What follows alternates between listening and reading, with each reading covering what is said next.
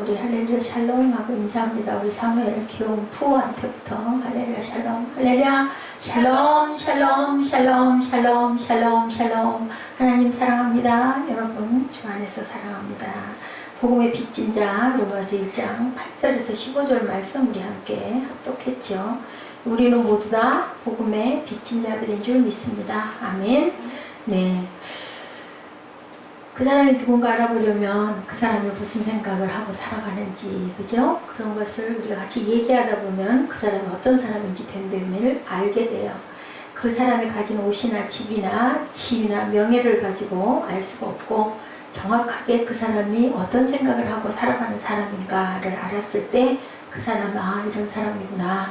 그 사람 마음 안에 예수가 항상 들어있으면 아, 예수를 잘 믿는 사람이구나. 그 사람 마음 안에 온통 돈과 욕심과 명예에 들어차 있으면 아, 이 사람은 세상 사람이구나. 그렇게 알게 된다는 거죠. 근데 바울은 어떤 사람이었어요? 자나깨나 예수밖에 모르는 사람. 담메색에서 예수를 만나기 전에 핍박을 하고 다닐 때는 자나깨나 하나님밖에 모르는 사람. 그러니까 자기가 하나님 아들이라고 하니까 이단이다 해가지고 잡으로 쫓아다녔던 거죠. 그것을 깨닫고 나서는 자나깨나 아, 예수가 하나님이구나 알고는 예수밖에 모르는 그런 바울이었다. 자, 우리를 지배하고 있는 생각들은 과연 무엇인가? 우리가 오늘 묵상할 가장 귀한 말씀은 이 말씀일 것 같아요. 우리도 사도 바울처럼 자나깨나 예수 생각만 하고 있는 사람인가? 우리를 지배하고 있는 세력은 과연 무엇인가? 그죠? 예, 사도 바울은 로마서를 시작하면서 제일 서두에 자신을 나는 예수 그리스도의 종이요. 우리 사무엘은 뭐가 지배하지? 자나깨나 마음 안에서 뭐가 지배하지? 무엇을 가장 크게 생각하지? 응? 컴퓨터 아니면은 스타크래프트 아니면은 밴드 뭐지? 사무엘을 지배하는 거 아니면 새로 산 자전거 응? 맞나? 그런 게 제일 큰가? 응? 우리 사무엘이다. 뭐 신명에 뭐 어떻게 돼 있을까? 자, 나는 예수 그리스도의 종이다. 항상 그렇게 얘기하죠. 나는 예수 그리스도의 종, 나 바울 사도 이렇게 얘기합니다. 사도로 부름을 받은 사람이다. 나는 하나님의 복음을 위하여 백정을 받은 사람이다. 항상 그렇게 얘기합니다. 아주 자랑스럽게 얘기하죠. 선포하죠. 그것이 그가 하고 싶었던 첫 번째 말이에요. 자기의 부르짖음입니다. 사도 바울의 피 속에는 예수님의 피가 이렇게 절절 시뻘겋게 흐르고 있어요. 사도 바울의 살 속에는 예수님이 살아 계십니다. 그 몸에는 예수님으로 가득 차 있기 때문에 건들기만 하면 예수님밖에는 말이 튀어나올 말이 없어요. 사도 바울을 이렇게 미치게 했고 사도 바울을 이렇게 한 생각으로 몰아간 것은 바로 복음이에요. 복음. 그죠? 신학교 처음 다닐 때 신학생들 입만 열면 예수님 얘기밖에 할 얘기가 없어요. 모여 앉으면 간증밖에 없어요. 무슨 얘기를 해도 결국은 예수님께로 돌아갑니다. 영화를 봐도 예수님께로 생각이 모여지게 되죠. 우리 그러잖아요. 영화 봐도 다 그 안에 보면 사랑이 녹아있고, 그죠? 돌봄이 녹아있고, 또 용서가 녹아있고 하다 보면 예수님 성경 말씀 생각, 그건 저는 그 이상 나는 게 없더라고요. 사도 바울은 로마에 있는 성도들에게 이렇게 편지를 쓰죠. 문안 이전에 제일 먼저 뭐 했어요? 이 복음이 무엇인가를 설명을 합니다. 육신으로 말하면 이 복음은 다윗의 혈통에서 났다. 육신으로 말하면. 그 다음에 성결의 영으로 말하면 죽은 자 가운데서 나셨다. 부활하셨으니까. 그죠? 부활하셔서 하나님의 아들로 무엇을 인치심을 받은 그분이 바로 뭐다? 복음 자체다라고 우리 지난 시간에 함께 같이 묵상했죠. 그렇게 얘기를 한 다음에 사도 바울이 문안하기 시작합니다. 이제 사도 바울의 문안입니다. 한 번도 만나지 않았지만 성도들에게 편지를 씁니다. 고대 서신에는 기본적으로 서두에 세 가지 형식의 말을 합니다. 첫째는 사회나 편지 쓸 때, 첫째는 문안, 인사, 그죠? 두 번째는 고맙다, 감사, 세 번째는 기원, 내가 원하는 게 뭐다. 뭐 되게 우리 편지 그렇게 쓰지 않아요? 자, 사도 바울 역시 로마의 성도들에게 첫째는 문안을 이렇게 했어요. 나 바울 사도는 하고, 그죠? 첫째는, 그 다음에는 둘째는 감사를 하고, 셋째는 기원, 내가 말하는 건 뭐다라고 이렇게 편지를 씁니다. 자, 로마서 1장 5절에서 7절입니다. 우리 1장 5절에서 7절 함께 읽어볼까요? 자, 읽어주시기 바랍니다. 1장 5절에서 7절. 자, 시작. 그로 말미암아 우리가 은혜와 사도의 직분을 받아 그의 이름을 위하여 모든 이가 이방인 중에서 믿어 순종하게 하나니 너희도 그들 중에서 예수 그리스도의 것으로 부르심을 받은 자이다. 로마에서 하나님의 사랑하심을 받고 성도로 부르심 받은 모든 자에게 하나님 우리 아버지와 주 예수 그리스도로부터 은혜와 평강이 있기를 원합니다. 네, 그렇게 하죠. 7절에 보면 로마에 있는 성도들을 두 가지로 설명하죠. 첫째는 로마의 성도들, 그죠? 하나님의 자랑하심을 입은 사람들이다. 이것이 바로 성도죠. 하나님의 자랑하심을 입은 자들이 바로 성도다. 또 로마에 있는 교인들을 향해서 성도들로 부르심을 받은 사람들이다 라고 이렇게 얘기를 하고 있습니다.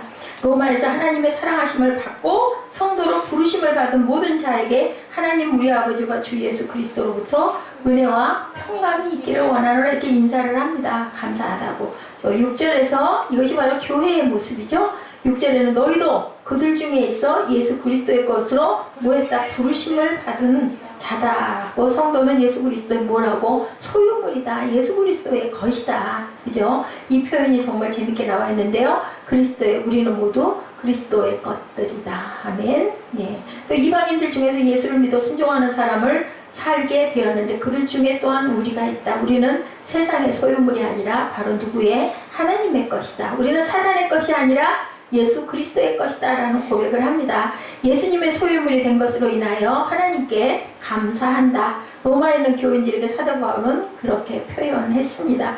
하나님의 사랑을 입은 자들이고 성도로 부르심을 입었고 하나님의 소유물인 로마의 성도들에게 하나님의 은혜와 예수 그리스도의 평화가 넘치기를 축원하고 있죠. 이런 문안 인사와 축복을 하고 나서 감사의 말을 합니다. 로마 성도들을 인한 감사 8절입니다. 우리 8절 읽어주시기 바랍니다. 먼저 예수 그리스도로 말미암아 너희 모든 사람이 언하여 하나님께 감사함은 너희 믿음이 온 세상에 전파되리로다. 너희 믿음이 어떻게 온 세상에 전파되었기 때문에 그래서 고맙고 감사하다 그렇게 얘기합니다. 그들은 소수의 무리였어요. 유명하지도 않은 사람들이었습니다. 사회적인 영향력을 가진 신분에 있는 사람들도 아니었고 그런 사람들이 대로마를 세계의 중심이요 세계의 수도요 모든 길이 다 어디로 통한다고 그랬어요? 로마로 통한다고 하는 로마를 뭐했다? 변화시켰다. 소수의 사람들이 유명한 사람도 아니고 세력이 있는 사람들도 아니고 그런데도 불구하고 그 큰 나라를 변화시킨 것이 너무너무 감사하다라고 이렇게 감사의 얘기를 하죠. 자, 로마에게 영향을 주었다는 거예요. 로마에게 어떤 소문이 나게 했다는 겁니다. 그것을 생각하면 바울은 너무너무 가슴이 벅찬다라는 얘기를 하는 겁니다. 너무 감동스럽다. 아직 로마를 가보지는 않았지만 이 소문이 자기 귀에까지 들린 거 얼마나 고맙고 감사할까요? 자기가 세운 그죠? 교회가 로마에 이런 영향을 끼쳤다는 소리를 마지막으로 로마를 가죠. 바울이 그래서 죽게 되는데 이런 비슷한 표현을 데살로니가 전서 1장 8절에도 성도들에게 한 적이 있어요. 데살로니가 전서 1장 8절 찾아서 좀 읽어볼까요? 뭐라고 말씀했는지 사무엘 잘 찾을 것 같은데 자 1장 8절 살전 1장 8절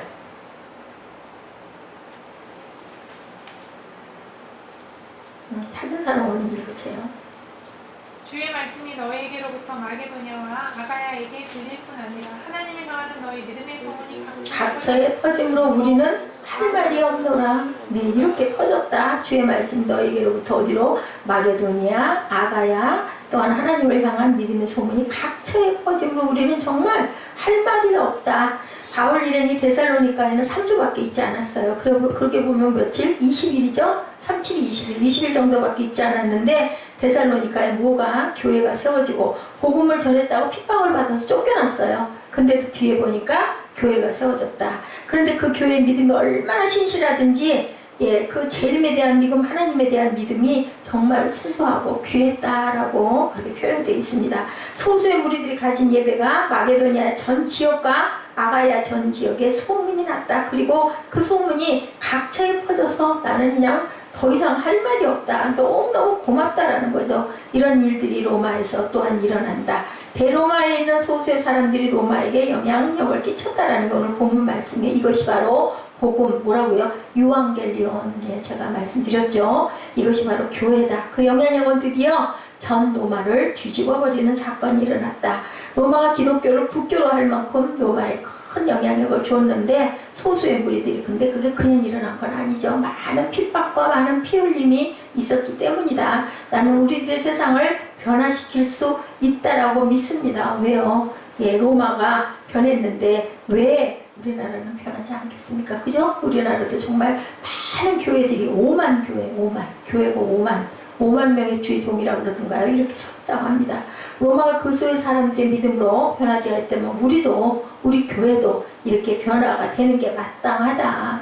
그죠? 예, 우리가 살아있는 생명은 어떻게 된다고 그래요? 자란다고 그래요. 생명이 살아있지 않으면 자랄 수가 없죠. 그랬다면 자라지 않는다면 죽은 거예요. 한 명이든 두 명이든 예, 우리가 영적으로 충만하게 자라가야 살아있는 교회다고 할 수가 있다라는 거죠. 우리 사무엘이 잘 자라고 있죠. 사무엘 쑥쑥 그죠? 자라고 있을 때 살아있는 교회가 된다. 그 책임은 누구에게 있어요? 저와 여러분에게 있어요. 우리들이 많든 적든 2명이든 3명이든 정말 하나님 은혜가 감사하고 정말 예배드릴 때 너무 기쁘고 감사하고 눈물이 나고 영적인 깊이를 자꾸 느껴가고 그렇게 되면 우리 때가 아니어도 그죠? 우리 다음 때에도 하나님의 나라가 튼튼하게 영향을 미치고 살아가고 내 주변에 귀한 하나님의 영향권과 은혜를 전할 때 교회가 살아있다. 우리 교회는 우리가 교회예요. 우리 한 사람 한 사람이. 예, 그렇지 않다면 그 소문이 날 리가 없다라는 거죠. 너나 나나 같은데 무슨 소문이 나겠어요. 뭔가 변해야 어머 저 사람 저렇게 변했어. 예수 믿더니 진짜 성격도 많이 좋아지고 달라졌어. 어머 생활도 정말 보면 그전 같지가 않아. 이런 얘기를 우리가 남들의 입에서 우러내릴 수가 있어야 된다.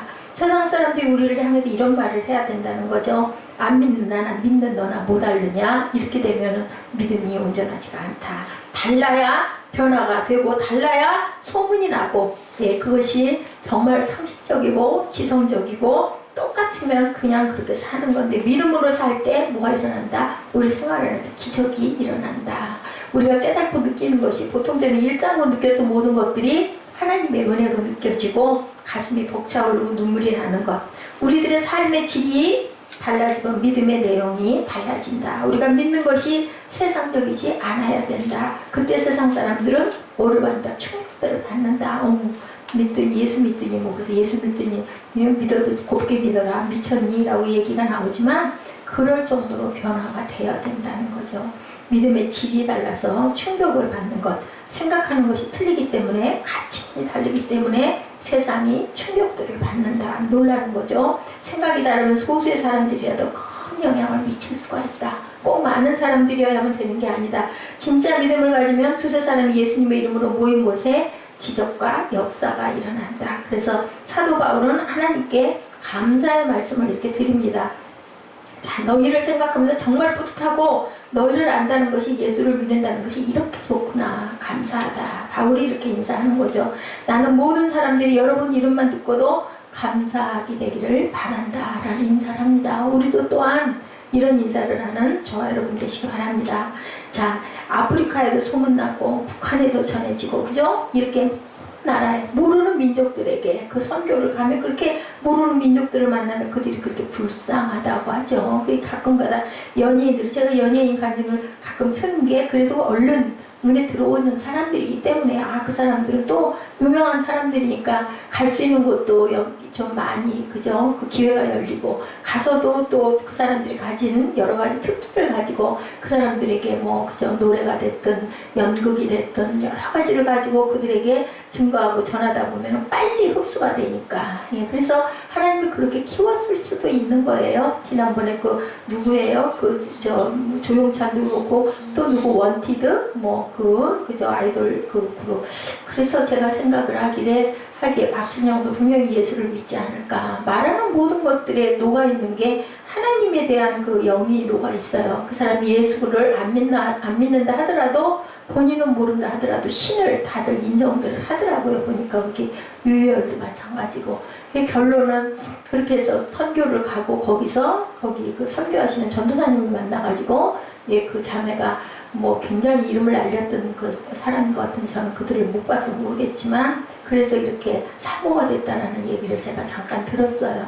이렇게 하나님께서는 계획이 직선 코스로 가지 않고 이렇게 돌아서 가서 그가 깨달게. 근데 선택은 누가예요? 본인이 이야기해서 유명인이 되고 나니까 아주 목표가 어렸을 때부터 가수였대죠. 근데 정말 그걸 이루고 났는데 그 무서운 관문을 뚫고 뭐 K-pop 그게 아니라 각 기획사에서들 그렇게 뽑는다면서요. 그렇게 해서 그렇게 무서운 거기서 떨어졌던 사람들이 또 K-pop에 또 다시 나오기도 하더라고요. 보니까. 그런데 엄청 훈련을 그렇게 많이 아니 무서울 정도로 훈련을 시키나 보더라고요. 그래서 이렇게 유명해지는데도 그러면 너무너무 기쁘고 좋을 줄 알았는데 가슴이 허전했다는 거죠. 이건 도대체 뭘까? 결국은 이러다가 뭐가 될까? 거기까지 가다 보니까 결국은 죽는구나. 죽는 것밖에 남는 게 없구나. 그런 허물을 느꼈다는 거죠. 하나님의 그릇들은 이렇게 다른 거죠.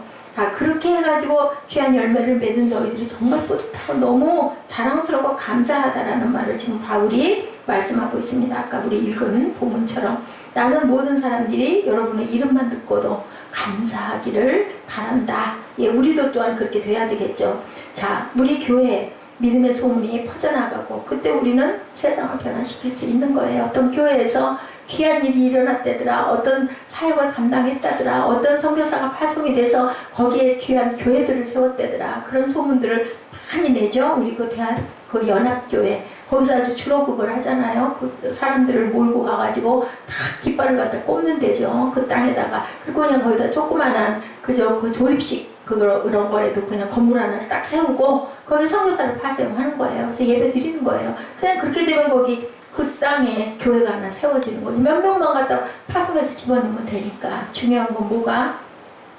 물질들이 모여야 되는 거예요. 사람이 모여야 되는 거예요. 그래야 파송을 할 수가 있는 거죠. 그렇게 해서 깃발 끌고 돌아오면 너무 감사하고 또 기도하고 물질 밀어주고 후원하고 그렇게 해서 또 사람들 파송하고 그래서 예배도 주관하고 이런 역사들이 이렇게 일어나는 거 우리 주변에서 많이 봅니다.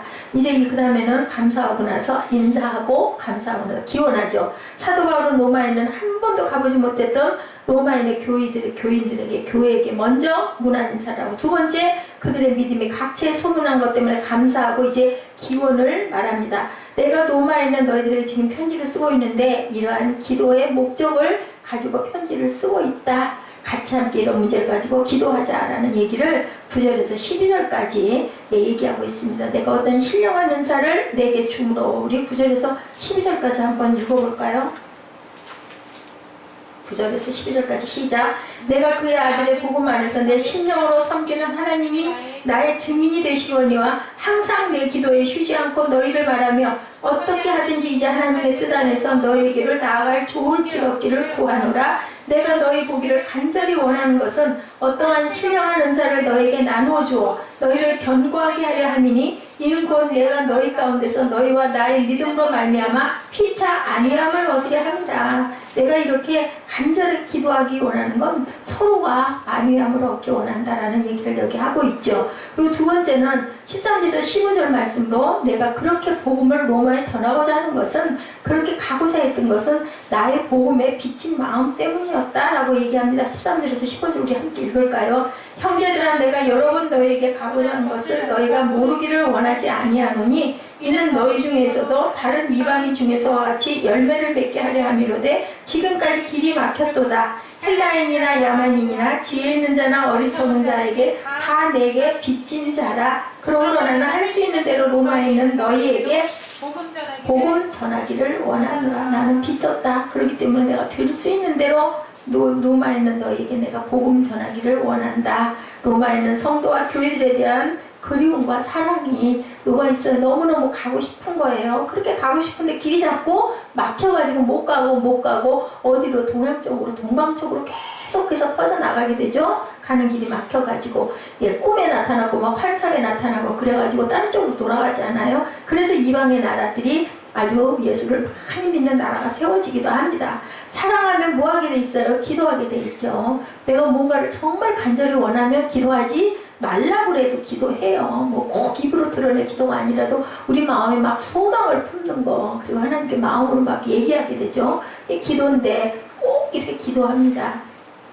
마음은 있는데 사랑이 없게 되면 기도할 수가 없죠. 원수라도 이름을 부르고 기도하면 사랑하게 된다. 그럴 것 같아요. 자꾸 입에 오르고 입술로 시인하고 자꾸 기도하다 보면은 그 기도가 입에 그냥 아주 외워지죠. 그러다 보면 그가 정말 그렇게 되기를 원하는 마음이 생기면 사랑의 마음이 거꾸로 생길 수도 있다. 사도 바울은 로마에 본일이 없는 성도들을 향한 이러한 마음, 사랑의 마음이 있었다는 거죠. 정말 그는 로마에 가고 싶어 합니다. 그래서 그는 날마다 로마에 있는 성도들을 위해서 기도했다고 말하고 있습니다. 이것은 내 심령으로 섬기는 하나님이 증거한다 라고 이렇게 얘기합니다.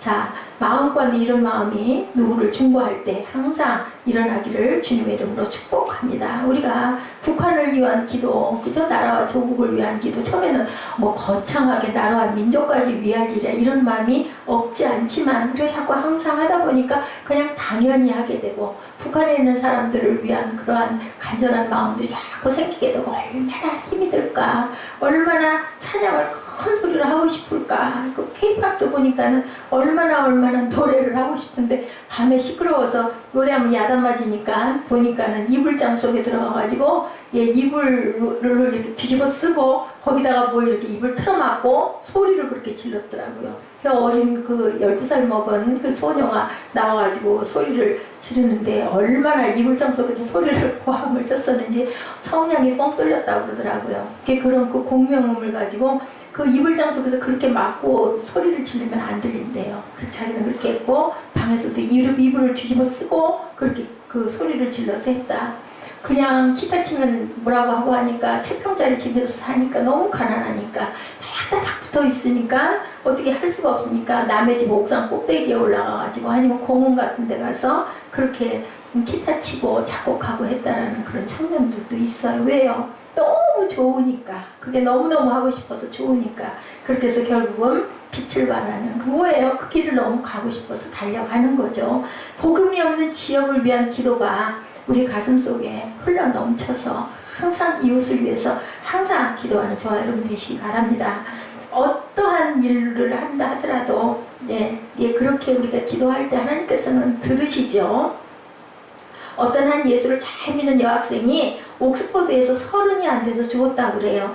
그녀의 삶은 성자와도 같았다. 우리 전에 한번 어떤 그 중학교 1학년인가요? 2학년 그런 그 학생이 정말 선교지에 나가가지고 뭐 선교사도 그런 선교사가 없을 만큼 열심히 그렇게 그 어린 나이에 그죠? 일을 너무너무 많이 했는데 일찍 돌아가는 거 우리 한번 영상 본 적 있죠? 이 여학생도 이렇게 일찍 죽었는데 그녀의 삶이 성자와 같은 삶이었다고 그래요.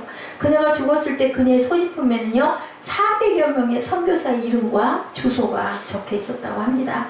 그녀의 장례식에서 그 문지기의 말이 그녀의 장례식에 이상한 빛이, 성령의 빛이 감돌았다라는 그런 이야기를 했다고 해요. 그녀는 선교사로 가지는 않았는데 나이가 비록 30살도 되지 않았지만 선교사들을 위해서 이렇게 끊임없이 열심히 기도하는 그런 사람이었다. 우리에도 이런 기도, 우리 그 학교 신학교에도 보면은 아주 주로 기도만 하는 그런 그 학우들이 있었어요. 앞줄에 앉아가지고 그냥 명단이 그냥 이름이 그냥 쫙 적혀 있는 게 그냥 페이지로 막 몇 페이지씩, 전교생이 얼마나 많아요? 몇백 명 되잖아요. 그냥 그 이름들을 자기 반을 시작을 해가지고 쭉 놓고 그렇게 기도를, 뭐 무슨 기도 길게 하겠어요. 이름 읽고 그냥 거기 기도 제목, 우리 여기 이게 바로 그런 내용인데 기도 제목 그냥 한 줄 두 줄 해가지고 그냥 읽는 거예요. 그냥 이름 어떻게 그걸 다 외우겠어요. 눈 뜨고 그냥 읽으면서 기도하는 거죠. 이렇게 그냥 그 사람들은 그냥 그게 아주 앉으면 다 하고 나면 2시간 이상 걸린다고 그러더라고요. 그렇게 기도만 하는 그런 분들도 있었어요. 자, 이런 것도 하나님 일에 우리가 동참하는 거다. 왜냐면 입술로 계속 시인하는 거거든요. 입술에서. 11절. 그분이 여기 그 성경 공부도 열심히 처음에 그래서 그 주관 학생들을 열어서 시작이 된 거예요. 성경 공부가. 근데 결국은 나중에는 상처받고 떠나기도 했지만은 그것도 하나님의 뜻 가운데 하나였겠죠. 11절에 설명 뭐라고 얘기하고 있어요? 11절 한번 우리 다시 한번 읽어볼까요? 바람 때문에 자꾸 날아가네. 내가 너희 보기를 간절히 원하는 것은 어떤 신령한 은사를 너희에게 나눠주어 너희를 견고하게 하려 있니? 이는 곧 내가 너희 가운데 너희와 나의 믿음으로 말미암아 피차 안위함을 얻으려고 내가 이렇게 하는 거다. 내가 너희를 보고 싶은 이유는 로마에 소문이 있을 정도 신앙생활을 열심히 하고 있는 내가 받은 성령 체험을, 내 은사를 너희에게 나누어주고 싶다. 자, 은혜를 받으면 혼자 그것을 가지고 있지 못하죠. 우리 자꾸 나누고 싶고, 자랑이 아니라 내가 이랬어. 기도할 때 이렇게 한번 해봐. 왜냐면 내가 정말 실제 그랬기 때문에. 자, 은혜를 받으면 혼자 그것을 가지고 있지 못해요. 내가 만약에 나만 꽁꽁 가지고 있으려고 하는 것은 그거는 하나님 은혜가 아니다. 가짜라는 거죠. 진짜 은혜는 꼭 나누게 되어 있다. 성령의 은사와 체험은 말을 안 하면은 그저 입이 근질근질해가지고 그 자랑을 꼭 하게 됩니다. 안 하고 못 견뎌요. 또 생각이 나요. 그때 뭐 사업국장인가 그분이 와가지고 뭐 누구 엄마를 보러 왔는데 교회 갔다 온 느낌 당연하죠. 최종으로 눈에 보이지가 않았던 게죠. 누구 엄마라는 게 중요한 게 아닌데 교회 목사면 내가 다니는 교회가 아니어도 자기가 예수를 믿으면은 그대적으로 할 줄 알아야 돼요. 그래서 조금 다르다라고 느끼는 게 그 미용실에 있는 모든 직원들은 거기는 전부 언니잖아요. 난 그거 정말 싫었거든요. 나이가 얼마를 먹었든 거기만 가면 무조건 다 언니라고 그러는데 저한테는 어느 날이나부터 목사님 하더라고요. 전부 다 믿으면 그건 기본으로 할 줄 알아야 된다. 내가 그 사람하고 관계가 있든 없든 간에 어떻게 언니라고 부르겠어요. 그래서는 안 되는 거죠. 또 한 가지 배울 것은 믿음을 견고케 하기 위해서는 영적인 은사들이 말씀만을 배워서 믿음이 생기는 게 아니고 이러한 성령의 체험들이 함께 합해질 때 믿음은 흔들리지 않고 체험적인 그런 믿음이 된다. 그렇게 우리가 한번 그 성령의 은사를 체험한 사람들은 우리가 흔들렸다가도 돌아갔다가라도 그죠? 절대로 내가 경험을 했기 때문에 아예 돌아가지는 않는다. 그러다가도 다시 돌아올 수밖에 없죠. 자, 머리로만 마음으로만 성경으로만 믿음이 모두 완성된다고 생각을 해서는 안 된다. 체험이 있어야 된다. 그래서 체험적인 신앙이 정말로 그게 우리의 그 견고한 뿌리가 된다는 것을 또한 잊지 말아야 되고 그렇다고 해서 또 그런 은사만 막 사모하고 막 그런 것만 바라봐서는 안 돼. 또 말씀에 뿌리가 있어야 그 두 개가 잘 합쳐져야 된다. 자, 로마를 가고 싶어하는 두 번째 이유가 12절에 이렇게 나타나 있죠. 12절에 아까 우리 함께 읽었던 것처럼 너희 가운데 믿음으로 말미암아 서로 뭐 하려고? 안위함을, 위로함을 서로 위로하고 우리는 형제가 서로 위로해야 돼요. 어려운 일들을 다 당해요. 뭐 믿음이 약해서 그런 것도 아니고 삶이 각자 다르다 보니까 각각의 다른 형태로 아픔도 있고 고통도 있고 흔들림도 있고 그저 고난도 있어요. 그럴 때 서로가 북돋아주고 위로할 줄 알아야 된다. 그 누구처럼 욥의 친구들처럼 그렇게 굴어서는 안 되는 거죠. 먼저 물론 있겠죠. 잘못한 게 그래도 먼저 싸주고 쓰다듬어주고 북돋아주고 안 그러면 어떻게 더 들어가라고 처박혀서 발로 밟아버리면 어떻게 일어나겠어요. 당연히 연약한 신령들이니까 잘못이 있겠죠. 그래도 그거보다는 먼저 내가 비판하지 말고 북돋아줄 줄 알아야 된다.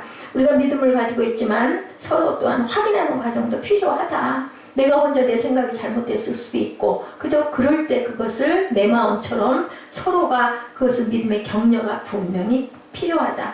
아름다움을 격려하고 서로의 선행을 격려하고 나갈 줄 알아야 된다. 작은 거라도 찾으면 있거든요. 분명히 아무리 흠이 있는 사람도 잘하는 점들이 있어요. 그거를 북돋아주고 격려할 줄 알아야 된다. 믿음이 있다고 하더라도 혼자 있으면 외롭고 흔들리고 그죠? 쓸쓸하고 그러다 뭐가 들어와요? 사단이 쑥쑥 들어오잖아요. 에휴 내가 이렇게 해서 뭐 할 거야 이런 마음이 자꾸 듭니다. 모닥불은 모여줘야 그 불이 커지죠. 성도들은 연합해야 한다는 거예요. 혼자서는 약해서 흔들리기 쉽고 사단도 약봐요. 자꾸 틈을 타죠. 자꾸 그저 쑥쑥 그냥 칼을 갖다 꼽습니다. 혼자 있으면 잘 믿을 것 같지만 절대로 그렇잖아요. 교회 아유 귀찮아 아유 무거워 그냥 슬쩍 갔다가 예배만 드리고 살짝 와야지. 그게 정말 편한 것 같지만 그렇지 않다라는 것. 뿌리가 있는 공동체가 된다라는 거죠. 그래서 서로 믿음을 격려할 줄도 알고 또한 시대에 빠져 있을 때는 붙잡아 줄 줄도 아는 그러한 서로가 돼야 된다. 그러한 성령의 은사들을 나누고 교제함으로 위로를 받고 격려하는 거다. 그래서 목사님 말씀 별로여도 거기 모임이 좋아서 나간다. 근데 세상적인 그 모임이 돼서는 안 되고 교회 안에서의 그저 예배가 돼야 되고 또한 찬양이 돼야 되고 그런 교제가 돼야 된다. 인간은 정말 위로받고 살아야 된다. 사랑이 없으면은 자꾸 죽어가요. 자꾸 말라가죠. 그리고 소망도 꺼져간다. 아무리 권력을 가지고 똑똑하고 모든 것을 성취했던 사람이라도 혼자서는 외롭죠. 그래서 스타가 무대가 올라갔을 때는 기가 막힌 것 같고 막 모든 사람들의 박수를 받는 것 같지만 무대가 끝나고 나서 불이 다 꺼지고 나면 굉장한 외로움을 느낀다고 그러죠. 이런 외로움들. 13절에 또 하나 이야기를 하고 있습니다. 우리 13절 읽어보죠. 형제들아 내가 여러 번 너에게 가고자 하는 것을 너희가 모르기를 원하지 아니하노니 이는 너희 중에서도 다른 이방인 중에서와 같이 열매를 맺게 하려 함이로되 지금까지 길이 막혔다. 너희 중에 열매 맺게 내가 이렇게 하고 싶었는데 자꾸 길이 막힌다. 여러 번 하고 싶었다. 그 이유는 이방인들에게 복음이 들어가니까 그들이 예수를 믿고 순종하게 되고 그들에게 성령의 체험들과 기적들과 초자연적인 역사들이 나타나고 삶과 가치관이 변하기 시작했고 생활 양식이 변하게 돼서 그들의 삶에 어떤 열매들이 있게 되었다. 예수 믿는다는 것이 어찌 보면 쉬운데 복음을 듣고 전도를 받아 구원을 얻고 믿게 되는 것, 성령 체험이 나타나고 은사들이 나타나 삶이 변하고 가치관이 변하는 건데 생각이 변하는 건데 그러고 나서 예수 믿는 사람이 열매들을 맺고 살아가는 것이 그리스도인의 전체적인 그림이 되고 그러다 보니 내가 너희들을 정말 만나고 싶고 내가 또한 돕고 싶어서 가고 싶었는데 길이 많이 막혔다. 사도행전 19장 21절 이야기죠. 이것은 사도 바울의 개인의 생각이 아니라 성령의 감동을 받죠. 내가 로마를 보고 싶다고 하는 열정은 관광이 아니라 성공하러 가는 것이 아니라 유명해지고 내가 어떤 일을 성취하러 로마로 가는 것이 아니라 하나님의 복음과 예수 그리스도의 복음을 위하여 로마에 복음을 주기 위해서 가고 싶었다라는 거예요. 사도행전 19장 21절 한번 읽어볼까요? 뭐라고 말씀했는지. 19장 21절. 이 일이 있은 후에 바울이 마게도냐와 아가야를 거쳐 예루살렘에 가기로 작정하여 이르되 내가 거기 갔다가 후에 로마도 보아야 하리라. 이와 같이 주의 말씀이 힘이 있어 흥황하여 세력을 얻으리라. 그러죠. 이렇게 해서 가고 싶었어요. 자, 그랬는데 보니 19장 10절에 보니까 두 해 동안 이같이 하니 아시아에 사는 자는 유대인이나 헬라인이나 다 주의 말씀을 듣더라. 하나님이 바울의 손으로 놀라운 능력을 행하게 하시더니 그 사람은 바울의 몸에서 손수건이나 앞치마를 가져다가 병든 사람에게 얹어다가 병이 나았고 그때 그랬었죠. 자, 유대의 한 제사장 스게야와 일곱 아들도 이 일을 행하고 악귀가 대답하여 이르되 내가 예수도 알고 바울도 알거니와 너희는 누구냐.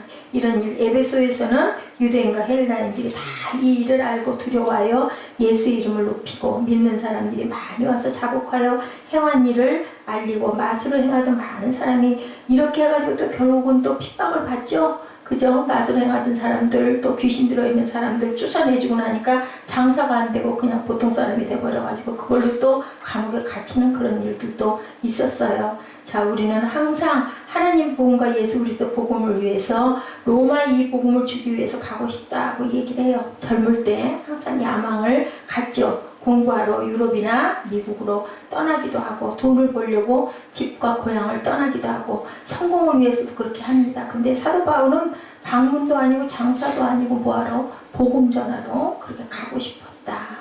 내가 떠나는 것은 주님을 위해서다. 내가 돈을 많이 벌려고 하는 것이 아니라 예수님을 전하기 위해서다. 그렇게 얘기하는 거죠. 죽을 때까지 계속 그 말만 합니다.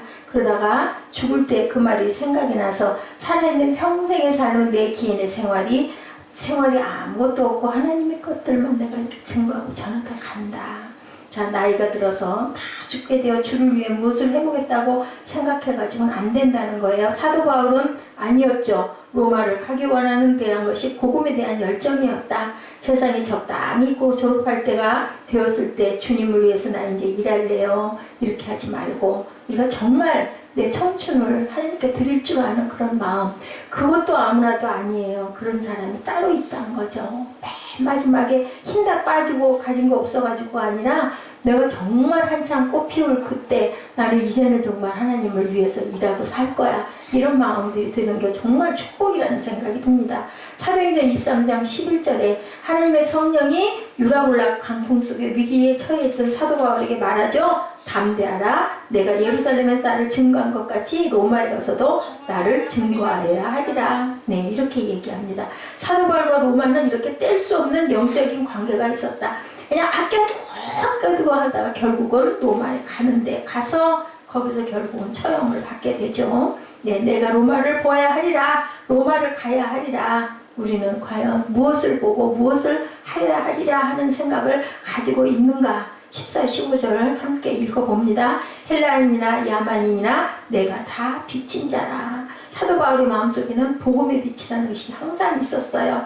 그래서 할 수 있는 대로 로마에 있는 너희에게까지 가서 복음을 전하기 원하노라. 왜냐하면 복음이 예수 그리스도잖아요. 그리고 뭐예요? 생명이잖아요. 영생이잖아요. 그러니까 내가 하나님께 비쳤으니까 난 이거를 꼭 갚아야 되겠다. 내 목숨이 달려있는데 한까지 끝까지 하나님을 증거하고 전하다가 가야 되겠다.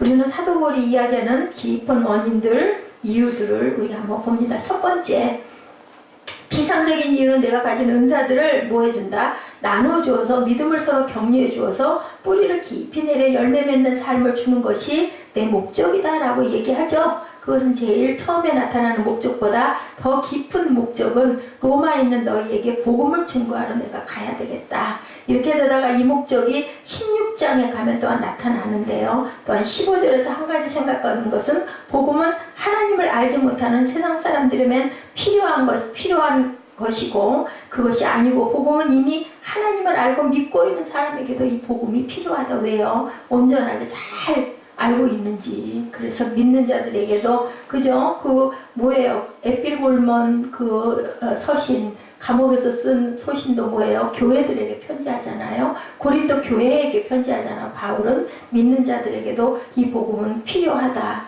로마에 있는 너희들에게도 내가 또다시 복음을 설명하고 싶다. 다시 들려줘야 된다. 계속 전해져야 된다. 안 믿는 사람들에게는 안 믿는 사람들에게 대로 전해야 되지만 믿는 사람에게도 끊임없이 복음을. 그래서 우리는 항상 하나님의 말씀을 늘 귀로 많이 들어야 되고 또한 읽을 줄 알아야 된다. 그냥 주일날 예배 한번 드리고 그냥 뭐 말씀 들었으니까 다 똑같은 말씀이에요. 은혜가 임하지 않은 사람은요, 교회 와서 앉으면 졸려올 수밖에 없을 것 같아요. 결국은 뭐예요? 결국은 돌아가면 천국 얘기, 아니면 십자가 얘기, 아니면 사랑 얘기. 그 얘기예요. 다 똑같은 얘기예요. 성경 말씀이. 그냥 오늘도 그 말씀이 그 말씀이지 뭐. 무슨 감동이 있겠어요. 근데 은혜를 받은 사람은 그죠? 그냥 요절 하나하나를 읽어봐도 막 정말 나한테 막 주시는 말씀같이 가슴에 꽂혀오는 거죠. 요한복음 3장 16절에 그 말씀 모르는 사람들이 없죠? 하나님이 세상을 이처럼 사랑하사 독생자를 주셨으니 십자가잖아요. 믿는 자마다 그 영생을 얻게 한다. 어느 말씀이나 다 결국은 그 말씀으로 가요. 하나님을 잘 믿으면 축복받고 안 믿으면은 벌 받는다. 그 얘기인 거죠. 똑같은 얘기인 거죠. 예수님은 간 것도 없고 어떻게 해요? 교회 생활에 익숙해지고 형식에 익숙해지다 보면 우리는 정말 뭐 다 똑같지. 그냥 익숙해져 버리면 예배 그냥 쭉쭉쭉쭉쭉 가는 거죠. 뭐 그냥 찬양 몇 곡 드리고 그냥 말씀 뚝딱 읽고 기도는 유창하게 해대고 그리고 그냥 뚝딱 예배 끝 그리고 그냥 돌아가면 결국은 이게 형식주의 율법주의자가 된다. 우리 마음 안에 정말 하나님을 뜨겁게 사랑하는 마음과 예수 생각하면 막 눈물이 나는 그런 감동이 있는가. 우리가 간간히 돌아볼 줄 알아야 된다. 이런 매너리즘에 빠지기 쉽다. 특히나 하나님의 그 일을 하는 사람들이 특히도 그러기가 쉽다라는 거죠. 자기 기도 별로 못하거든요. 그러다 보면 그냥 예배 끝, 그 다음에 뭐하고 놀까 이 생각해서는 안 된다. 값없이 믿었던 복음을 행위와 율법으로 예수 믿는 것으로 그렇게 돌아가 버리면 안 된다. 그래서 주의 종이 천국에 가는 것이 정말 힘들게 어렵게 성도들은 많이 가는데 뭐가 되기 때문에 직업이 돼버리기 때문에 감격을 잃어버리기 때문에 의식이 돼버리기 때문에 그거는 누구도 장담을 못해요. 자기 신앙을 갖출 줄 알아야 되고 자기 기도하는 시간을 따로 가질 줄 알아야 된다. 예수는 있고 구원은 있다고 말하는데 구원의 기쁨이 없어져 버리면 안 된다. 예수님의 십자가에 못 박히는 거 생각하면 막 눈물이 날 정도의 감동들이 있어야 된다. 교회 생활에 익숙해지고 테크닉만 늘어가서는 안 된다. 너무너무 가슴이 아픈 일이다. 그래서 늘 기도원들을 가고 기도부를 찾아가는 거죠. 예배를 더 많이 드리는 사람일수록 그런 부분들을 더 열심히 해야 된다. 남의 기도 많이 해주는 사람일수록 자기 기도는 다시 또 해야 된다. 그래서 복음은 늘 들어야 된다. 똑같은 말씀인 것 같지만 내 상황에 따라서 각각 다르게 그 말씀이 내 가슴에 꽂히는 것을 우리가 느끼고 깨달아야 된다. 다 똑같다고 느껴지면 이제 그때부터는 문제가 생기는 거예요. 영적으로 정말 뭔가 때가 많이 낀 게 아닌가라는 생각을 해봐야 된다. 복음이 15절에 보면 로마에 있는 너희들에게도 다시 복음 전하기를 원한다고 그러죠. 우리의 믿음은 언제나 이렇게 순수해야 되는데 그 순수한 대로 첫사랑의 관계로 우리가 늘 지니고 있어야 되는데 20년, 30년이 지났어도 율법주의에 빠지거나 매너리즘에 빠지거나 교회에 익숙하기 때문에 편한 것이 아니라 그리스도의 복음 때문에 감격하고 항상 신선한 충격을 가질 줄 알아야 된다.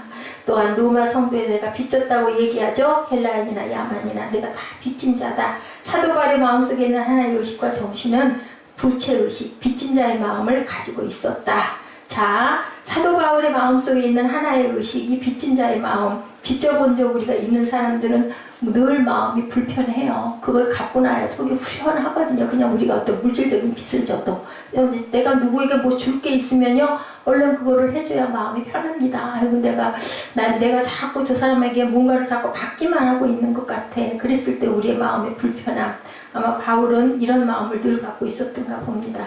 갚아야 하기 때문에 항상 죄의식이 있고 마음이 읊조려 있고 떳떳하지가 못하고 큰 소리도 못 치고 빚진 자의 마음이죠. 사도 바울에게는 복음의 빚진 자의 의식이 있었어요. 누가 뭐라고 하지 않았는데도 항상 마음이 눌리는 마음. 사도 바울은 예수님을 핍박하고 종교적이고 율법적이고 예수 그리스도를 몰랐던 사람이었는데 어떤 사람이었어요? 지성이었고 하나님에 대한 열성이 있었던 사람. 아마 하나님은 그 그릇을 그렇게 만드셨나 봐요. 아시고 계셨고 그래서 왜 바꿔놓죠? 이게 그게 아니야. 딱 알려주니까 눈으로 그 다음부터는 듣고 귀로 만지고 손으로 만진 그 예수의 그 인격이 자기 안에 확 들어오는 순간 무서울 정도로 집중하고 열정을 부리죠. 그래서 저희 종들은 보면은 성격이 아주 열성적인 사람들이 굉장히 많아요. 천천히 추근추근하는 사람들보다는 아주 마음 안에 뜨거운 열정들이 있는 사람들이 많죠. 복음을 모르는 사람에 대한 부담이 계속 그 마음 안에 생기죠. 예수를 믿는 사람에게나 믿지 않는 사람에게나 항상 그런 마음들을 갖습니다. 아주 유명하고 많은 일을 하는 사람인데도 그 사람하고 얘기해보면 저 사람이 정말 하나님을 사랑하나 라는 마음이 드는 사람들이 많아요. 목회자들도 그래요. 몰랐어요. 근데 목사가 되고 나니까 어머 이상해. 그런 마음들이 참 많이 들더라고요. 근데 세월이 지나서 내가 또한 목회를 6년, 7년 이렇게 해오다 보니까 어머 나도 그런 사람이 되면 어떡해 하는 그러한 불안한 마음도 듭니다. 주님을 사랑하는 사람은 뭔가 달라야 돼요. 어떤 얘기를 하나 예수의 말이 자꾸 튀어나오고 그 사랑이 자꾸 마음의 가슴에 이렇게 사무쳐 올라와야 된다는 것을, 그것이 바로 복음의 빚진 자의 마음이라는 것을 사도 바울이 얘기하고 있습니다. 예수를 믿으면서도 냉정한 사람들, 뭐를 다 잘라버리고 끊어버리고 긍휼한 마음이 없는 사람들 보면 예수님이 과연 그러실까라는 그런 생각이 들죠. 오히려 은혜를 받고 충만하다는 사람들이 보면 아주 강하고 무서운 사람들, 그런 사람들 보면은 마음에 글쎄요, 목회를 얼마나 잘할지 모르지만 예수님은 과연 뭐라고 하실까 이런 생각이 나기도 해요. 긍휼이 있는 사람은 죄인을 보면 죽어 마땅하지만 죄로 말미암아 생기는 비참함 때문에 그 마음이 아파서 눈물을 흘리는 그런 마음이 있어야 된다. 이런 마음을 막을 길이 없는 긍휼이 있어야 된다. 긍휼이 없는 사람들은 그냥 그 자리에서 죽어라, 쫓아내버려, 발길로 걷어차 이래버리는데 이래서는 안 된다. 예수님 뭐라고 그러셨어요? 7번째 70번이라도 용서해 주라고 얘기하시죠. 그런 마음을 지닐 줄 알아야 된다. 빚을 갚을 수 있으면 빚쟁이가 아니죠. 빚을 갚을 수가 없기 때문에 빚쟁이예요. 비굴한 것이 아무것도 없을 수 있는데 다 갚고 이자 주고 보상하면 되는데 빚진 자는 갚을 능력이 없는 거죠. 그렇게 되면 내 몸을 가져가십시오. 나는 당신의 종이니이다. 나를 드리겠나이다. 드릴 게 아무것도 없습니다. 어떤 아이가 그랬다죠. 나가 없으니까 나 드릴래요. 그러고 헌금주머니로 들어갔다면서요. 그래서 나중에 그저 그 성자가 되었다라는 얘기를 제가 그 간증으로 전한 적이 있습니다. 이게 달라요. 꼬마 때부터도 보면은. 자, 정말 영적으로 빚진 자는 이것을 내가 할 수 없다는 고백을 하는 사람들이라는 것. 누구만, 주님만, 내가 할 수 있는 게 아니라 주님만 하실 수 있습니다. 나는 그냥 종일 따름입니다. 주님 나를 당신의 볼모로 잡으십시오. 나는 종입니다. 나는 노예입니다. 그렇게 사는 것이 이러한 사도 바울의 마음이었다. 하나님의 축복이 여러분들과 함께 그 사도 바울의 마음이 전이 되는 저와 여러분 되시기를 주님의 이름으로 축복합니다. 갚을 수 없는 빚 때문에 몸으로 로마로 가야 됐고 사바나로 가야 했고 그런 자신을 죽이는 사람에게도 복음의 빛 때문에 알면서도 가죠. 누구의 마음이에요? 예수님이 십자가에 죽을 거 알면서도 잡혀가는 거랑 똑같이 사도 바울도 로마에 가서 자기가 죽을 줄 알면서도 로마로 향합니다. 이런 마음. 이게 만약에 세상적인 마음이었으면 죽을 자리로 왜 가겠어요? 어떻게든지 얕게 도망가고 그 자리를 모면하고 피해야 되는데 나는 절대로 피하지 않고 십자가를 지리라 라는 마음으로 달려갔던 예수님의 마음을 담는 저와 여러분 되시기를 주님의 이름으로 축복합니다. 우리 기도하시겠습니다. 먼저 내가 예수 그리스도로 말미암아 너희 모든 사람에 관하여 내 하나님께 감사함은 너희 믿음이 온 세상에 전파됨이라. 헬라인이나 야만인이나 지혜 있는 자나 어리석은 자에게 다 내가 빚진 자라. 그러므로 나는 할 수 있는 대로 로마에 있는 너희에게도 복음 전하기를 원하노라. 사도 바울의 마음처럼 우리들 세상 사람들에게 빚진 자들이 되어서 아버지 저희들 생명 끝나는 날까지 하나님을 증거하고 하나님의 귀한 자녀로 하나님의 귀한 제자로 나는 종인이다 라는 고백을 할 수 있는 하나님의 사람들 다 되게 하여 주옵소서. 주변에 하나님을 증거하는 영향력을 가진 저희들 되게 하여 주시고 한 사람이라도 두 사람이라도 끝까지 기도하는 마음으로 항상 저희들 구하고 찾고 바라고 그리고 심는 하나님의 귀한 일꾼들 되게 하여 주옵소서. 감사드리옵고 예수 그리스도의 이름으로 감사하며 기도드렸사옵나이다. 아멘. 네, 우리 찬양 하나 하시고 축도로 예배를 마칩니다.